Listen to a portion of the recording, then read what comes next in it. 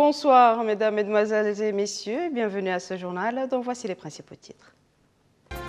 Le président de la République, président en exercice de l'Union africaine, assiste à la 4e session ordinaire du Parlement africain et passe en revue dans un discours les différents défis que l'Afrique rencontre.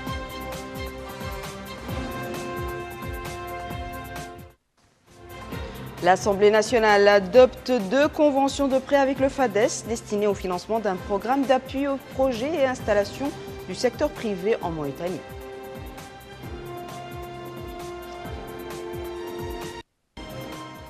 Le commissaire aux droits de l'homme supervise le lancement du programme d'appui des AGR dans la wilaya du Tagan.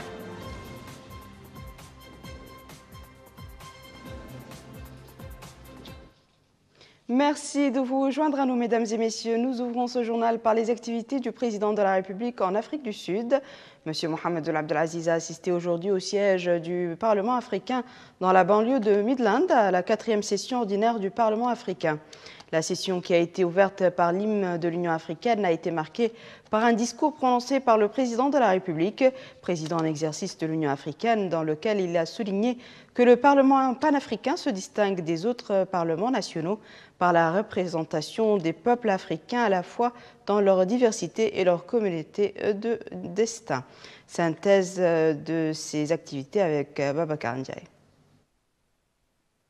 Assistant à la 4e session ordinaire du Parlement africain, le président de la République, président en exercice de l'Union africaine, a réaffirmé son engagement à renforcer le rôle de cette institution qui constitue, selon lui, une avancée significative dans la voie de la pratique démocratique du continent africain.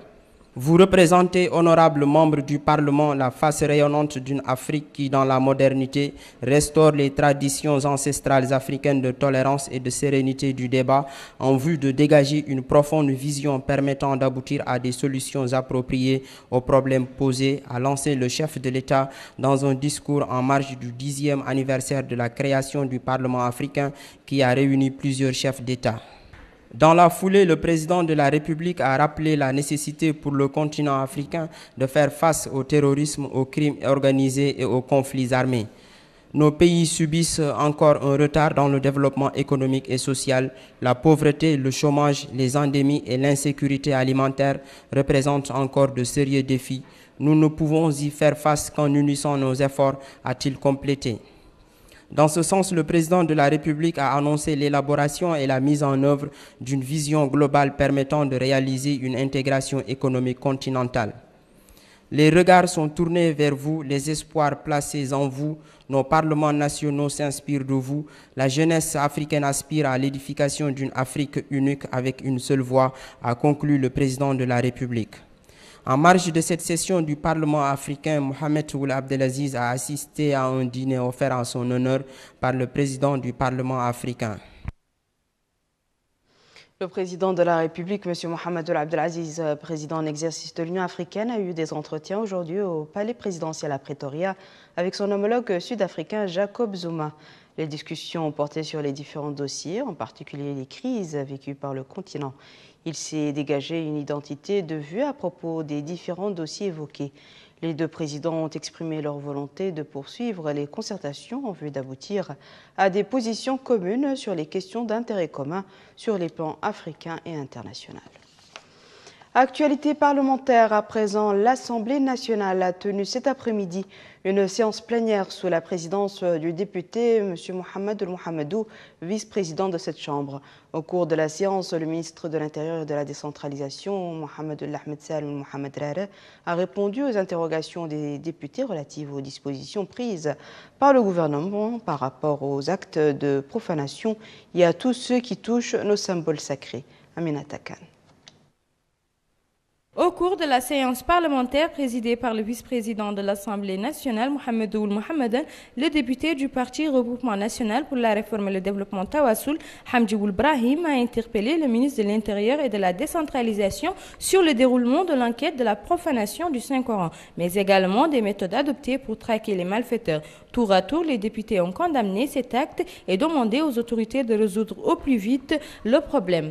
Les députés ont également souligné l'importance de la préservation de nos valeurs islamiques. D'autres députés ont quant à eux loué les efforts entrepris par l'État dans la valorisation des documents sacrés et la préservation de la culture islamique. Ils ont en outre préconisé le renforcement des capacités de l'arsenal juridique.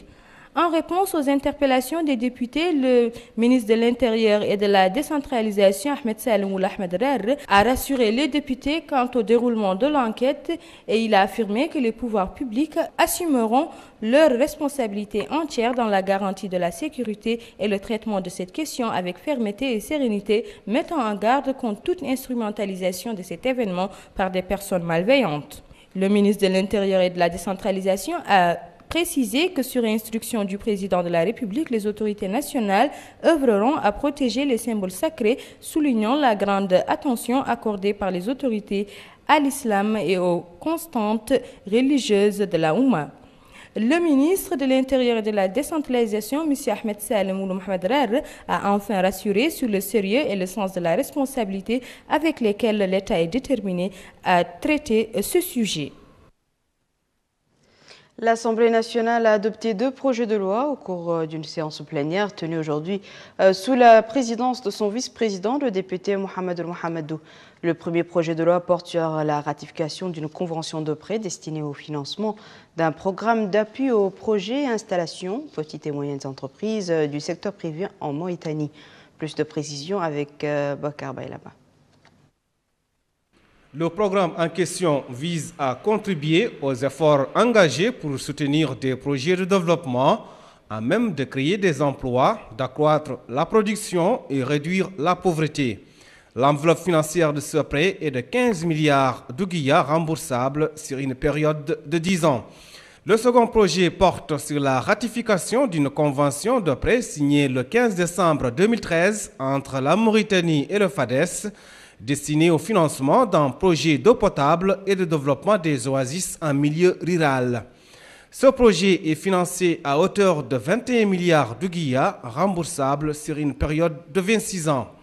L'occasion pour les députés de souligner l'importance de ces conventions et leurs effets bénéfiques pour le monde rural. Cependant, ils ont émis le vœu que l'octroi des crédits soit simplifié aux bénéficiaires. Et en réponse aux interrogations des députés, le ministre des Affaires économiques et du Développement, M. Sidi Oulta, il a indiqué que la signature de ces conventions témoigne de l'intérêt qu'accorde le gouvernement à la lutte contre la pauvreté et à l'accès des populations rurales aux services de base, notamment l'eau potable. Il a rappelé les efforts déployés par le gouvernement au cours des 5 dernières années pour développer les infrastructures et améliorer le cadre institutionnel du système financier et la promotion du secteur bancaire. Le ministre de l'Éducation nationale, M. Ba Ousmane, a visité aujourd'hui les 4 collèges d'Elmina, son lycée, les écoles primaires 9, 10 et 15, ainsi que l'école de gestion relevant de la direction des examens et de l'évaluation. Sur place, le ministre a été édifié sur les conditions du déroulement des cours. C'est un compte-rendu d'Aminata Khan. L'école Elmina 4 dans la Mourata de Riyad a été la première étape de la visite du ministre de l'Éducation nationale, Ba Ousmane, qui est venu s'informer de l'état de l'établissement ainsi que de la qualité des cours qui y sont dispensés. Puis, le ministre de l'Éducation nationale a effectué une visite au lycée d'Elmina et dans les écoles fondamentales 9, 10 et 15. Partout où il est passé, le ministre de l'Éducation nationale, M. Ba Ousmane, a été édifié sur les fonctionnements des établissements, mais il a également pris connaissance des problèmes qui se posent dans ces écoles. La direction des examens et de l'évaluation, qui est un établissement du ministère de l'Éducation nationale chargé de la surveillance et du contrôle des examens, a été la 3e étape de cette visite marathon. Là, le ministre a reçu des explications sur la mission, le rôle et les conditions de travail dans cette direction à travers un exposé détaillé. Dans la salle de réunion, le ministre de l'Éducation nationale a appelé les responsables de cette direction à consentir plus d'efforts dans le traitement des dossiers, tout comme il a mis en exergue la complexité de la tâche dévolue à l'établissement. Au terme de sa visite, M. Ba Ousmane, ministre de l'Éducation nationale, a fait la déclaration suivante. Nous avons pu remarquer ici et là une présence effective des professeurs et des enseignants. nous avons pu remarquer également des insuffisances ou un état délabré de certains bâtiments, de certains établissements scolaires, en manque de manuels scolaires et d'outils didactiques qui sont disponibles ailleurs. Nous avons, après constat de ces insuffisances, engagé les responsables pédagogiques et administratifs au niveau de la DREN pour que rapidement les dispositions soient prises afin de répondre aux déficits constatés en matière de manuels scolaires et d'outils didactiques. Les pouvoirs publics ne ménagent aucun effort pour promouvoir le secteur de l'éducation, étant donné qu'il reste le gage pour le développement de chaque pays. Autre visite, c'est celle effectuée par le ministre de l'Emploi et de la formation professionnelle et des technologies de l'information et de la communication. M. Ismaël Ouelboud Sidi a visité le centre de formation et de perfectionnement professionnel, le lycée de formation professionnelle et technique à Nouakchott, le centre supérieur d'enseignement technique et à l'école nationale des travaux publics. Moussa Ndjaye. La visite d'information que vient d'effectuer M. Ismaël Ouelboud Sidi, ministre de l'Emploi, de la formation professionnelle, des technologies, de l'information et de la communication au centre de formation et de perfectionnement professionnel de Nouakchott, au lycée de formation technique et professionnelle industrielle, au centre supérieur de l'enseignement technique et à l'école nationale des travaux publics d'Aleg, dont son siège est à Nouakchott, s'inscrit dans le cadre d'assainir la gestion des ressources publiques. Aussi, une manière de s'informer sur comment se déroulent les activités des différents services relevant de son département. Au cours de toutes ces étapes, le ministre de l'Emploi, de la formation professionnelle, des technologies de l'information et de la communication a suivi des explications détaillées sur le rôle que jouent toutes ces structures dans le but de contribuer au renforcement des capacités des différents acteurs opérant dans le domaine de l'emploi et de la formation professionnelle. En mettant en exergue la coopération entre les institutions concernées avec le secteur privé en vue d'innover des actions communes, cette initiative va sans nul doute répondre aux exigences de la mondialisation à travers un plan d'action soutenu par des programmes bien définis. Cap sur le Tagan, où la commissaire aux droits de l'homme, à l'action humanitaire et aux relations avec la société civile, Mme Aïchetou Mtemhayham, a supervisé hier à Tijikja la cérémonie de lancement du programme d'appui des activités génératrices de revenus. L'appui en question bénéficie à 40 projets associatifs. Mariam Telbou. Ce programme d'appui des activités génératrices de revenus AGR, déroulé à Tijikja dans la wilaya du Tagan par le commissaire aux droits de l'homme, à l'action humanitaire et aux relations avec la société civile, bénéficie à 40 projets associatifs qui recevront un appui financier. La commissaire venue superviser cet événement a indiqué que cet appui s'inscrit dans le cadre de l'exécution du programme du président de la République, M. Mohamed Abdelaziz, visant l'amélioration des conditions de vie des populations pauvres. Mme Aïchetou Mtemhayham a également indiqué que le programme vise la création d'opportunités d'emploi pour hisser le niveau de vie des habitants à travers l'accès permanent aux denrées alimentaires à bas prix dans toutes les localités de la wilaya à travers le financement de commerce et de boucheries collectives supervisées par des commissions de gestion élues parmi les groupes bénéficiaires. Elle a également ajouté que cette intervention représente un volet d'un plan en faveur de toutes les wilayas du pays, précisant que le commissariat veille sur le suivi et l'exécution continue de ces projets, en plus de l'attribution d'un prix au meilleur gestionnaire de l'année. De son côté, le wali du Tagan, M. Yahya Oulcher Mohamed Val, a indiqué que cette action reflète l'importance accordée par la direction nationale à tous les citoyens, en particulier aux populations du Tagan. Pour sa part, le maire de la commune de Tijikja a remercié les autorités supérieures du pays pour l'attention constante accordée à tous les citoyens à travers le rôle fondamental joué par le département des droits de l'homme. Durant cette cérémonie, les intervenants louaient ce généreux appui, promettant d'être fidèles aux attentes en veillant à la gestion scrupuleuse de ces projets. Le directeur général de l'Agence nationale Tadamoun de lutte contre la pauvreté, les séquelles de l'esclavage et pour l'insertion poursuit sa visite d'information et de prise de contact dans l'intérieur du pays. Maître Hamdi Mahjoub s'est rendu dans plusieurs localités relevant du centre administratif de Vassala dans la wilaya du Hawd al-Sharqi. Ziaïda. Kosanan, village regroupant des maisons en banco à moitié en ruine, situé dans la localité de Vassala, dans la Mokhata de Bassiknou.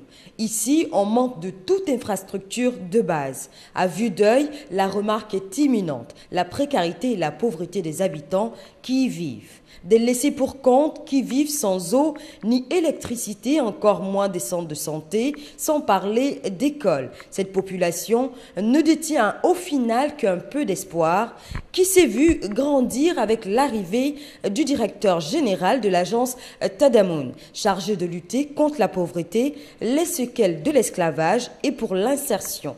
Une occasion pour les habitants de ce village d'énumérer leurs préoccupations quotidiennes et d'exposer leurs conditions de vie déplorables.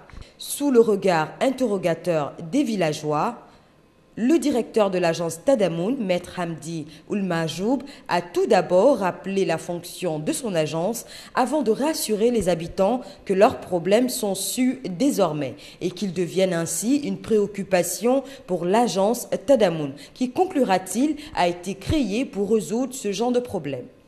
Voisins de Kosanan, la localité de Kinjirel partage le même quotidien. Ils ont également reçu la délégation de l'agence Tadamoun, l'occasion pour cette population de poser leurs problèmes au directeur général de l'agence. En réponse à cela, Maître Hamdi Mahjoub les a rassurés, précisant que les travaux vont débuter très prochainement par le plus important, à savoir la santé et l'éducation. Après cela, poursuit-il, une feuille de route devra être mise en place pour fournir aux habitants de ce village les infrastructures primordiales pour un quotidien meilleur.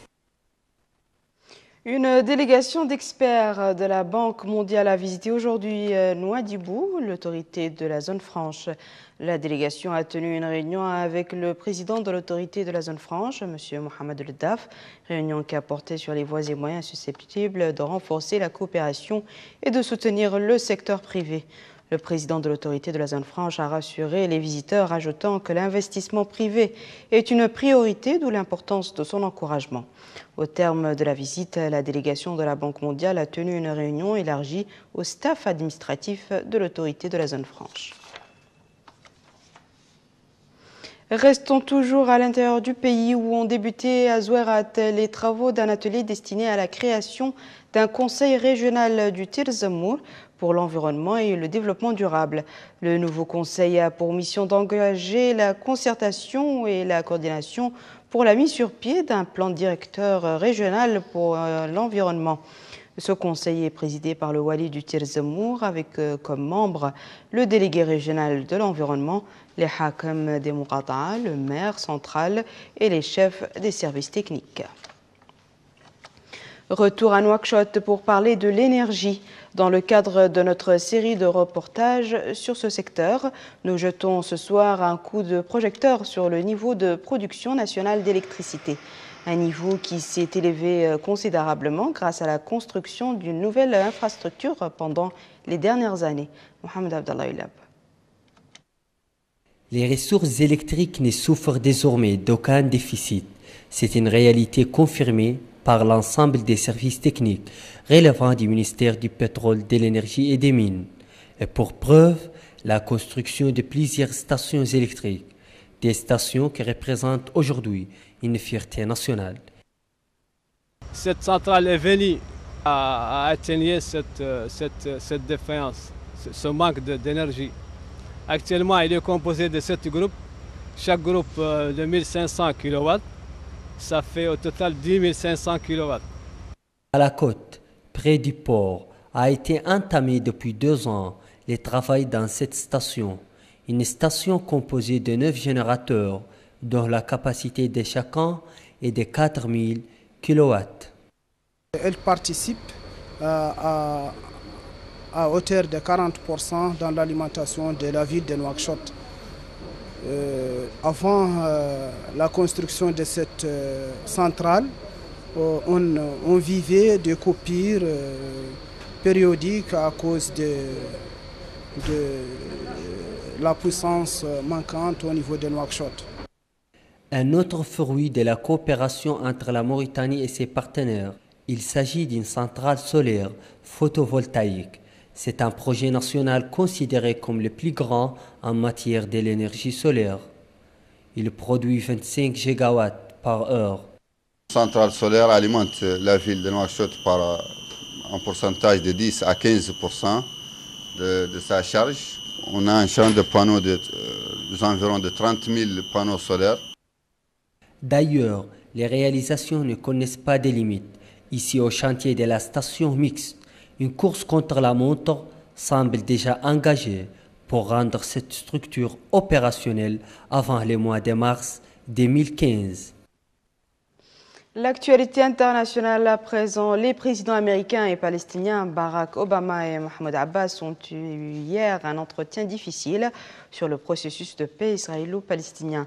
Le président Obama avait reçu à la Maison-Blanche le président Abbas en l'exhortant à prendre des risques pour la paix à 1 mois et demi de l'échéance de principe des 9 mois de négociations directes entre Israël et les Palestiniens.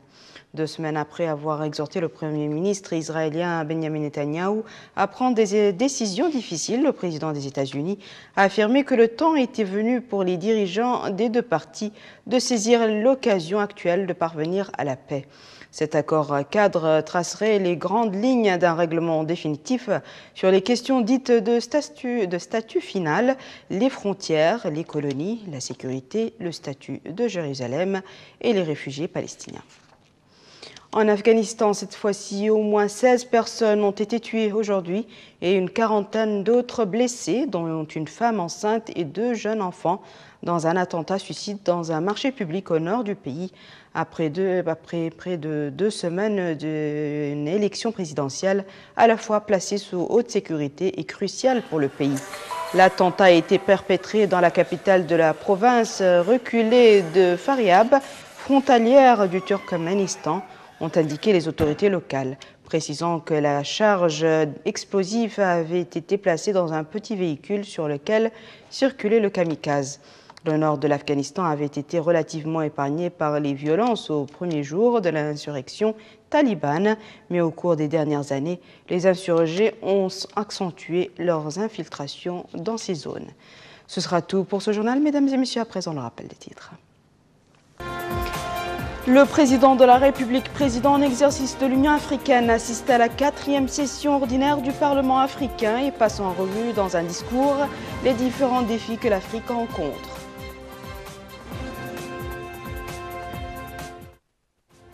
L'Assemblée nationale adopte 2 conventions de prêt avec le FADES destinées au financement d'un programme d'appui aux projets et installations du secteur privé en Mauritanie.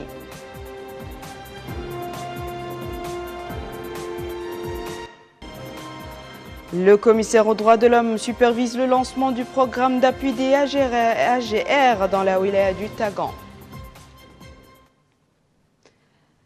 C'est la fin de ce journal, mesdames et messieurs. Merci à vous de nous avoir suivis. Merci de votre fidélité. Excellente suite au programme sur la TVM.